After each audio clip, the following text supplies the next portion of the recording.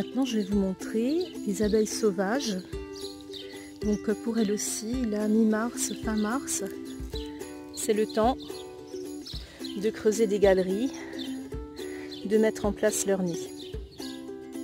Alors ces abeilles sont inoffensives, elles s'appellent des osmies et parfois abeilles maçonnes.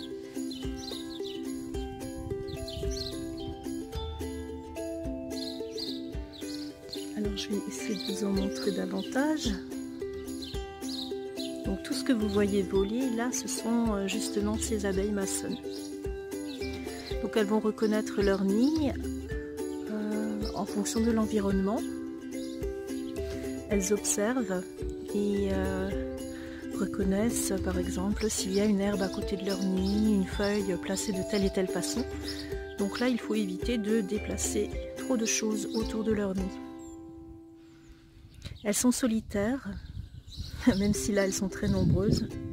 Donc chacune fait son trou dans le sol et y installe en fait y pond ses œufs.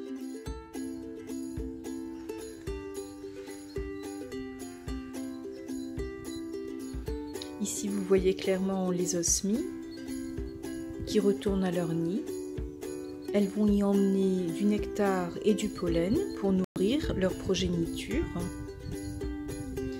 Vous comprenez bien que si elles y emmènent nectar et pollen, ça veut dire que les osmies sont des animaux, des insectes très importants pour la pollinisation des plantes, comme les abeilles domestiques. C'est tout aussi important parce que c'est elles qui vont permettre la fécondation des plantes et leur prolifération de ce fait.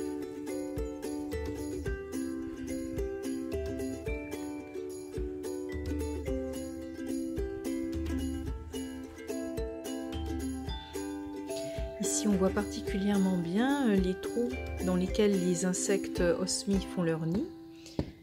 Parfois même, certains construisent des hôtels à insectes. Mais il existe différents types d'osmies, donc elles vont faire leur nid de façon différente, parfois même dans des coquilles d'escargots vides. Ici, on voit une osmie qui s'agite autour de son nid. Elle ressemble vraiment à une abeille domestique, à une abeille d'hiver puisqu'elle est velue, mais elle est complètement inoffensive, donc aucun risque de piqûre.